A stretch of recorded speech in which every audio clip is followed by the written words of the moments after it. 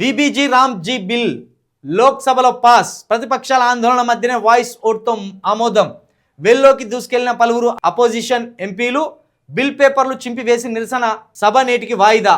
మహాత్మా గాంధీ జాతీయ గ్రామీణ ఉపాధి హామీ పథకం స్థానంలో కొత్త చట్టం తెచ్చేందుకు కేంద్ర ప్రభుత్వం తీసుకొచ్చిన Viksit Bharat guarantee for Rozgar and Ajeevika mission Gramin బిల్లుకు లోక్సభ గురువారం ఆమోదం తెలిపింది. ఈ పథకానికి గాంధీ పేరును తొలగించడంపై ప్రతిపక్షాలను నిరసన తెలపగా ఆందోళన మధ్యనే వాయిస్ ఓట్తో బిల్లును సభ పాస్ చేసింది. మహాత్మా గాంధీ పేరు తీసేసి అంబేద్కర్ గారి పేరు పెట్టకపోయినలే. అంబేద్కర్ గారి పేరు పెడితే మళ్ళా ఈ ఎస్సీబీసీ ఎస్టీలు అంతా ఏకమవుతారు కదా, కాబట్టి వాళ్ళకి ఇష్టం ఉన్న పేరు పెట్టుకున్నారు అన్నట్టు. సరే, మహాత్మా గాంధీ పేరు తీసేస్తే పెద్ద కొంప ముంచుకపోయింది ఏం లేదు. పథకానికి పేరు ఎన్నోసార్లు తీసేసింది. ఒక్కొక్క పథకం ఇప్పుడు రైతు బంధు అని ఉండే, రైతు భరోసా అని మీరు ఎందుకు పెట్టిన మరి? డబుల్ బెడ్రూములు అని ఉండే, ఇందిరా మిన్లు అని మీరు ఎందుకు పెట్టిన మరి? మీరు చేసిన దుర్మార్గం కాదా? ఏ ప్రభుత్వం అధికారంలోకి వస్తే ఆ ప్రభుత్వం సహజంగానే మారుస్తూ ఉంటుంది. మీరు ఎట్లా పేర్లు మార్చిందో వాళ్ళు గట్టే పేర్లు మార్చింది.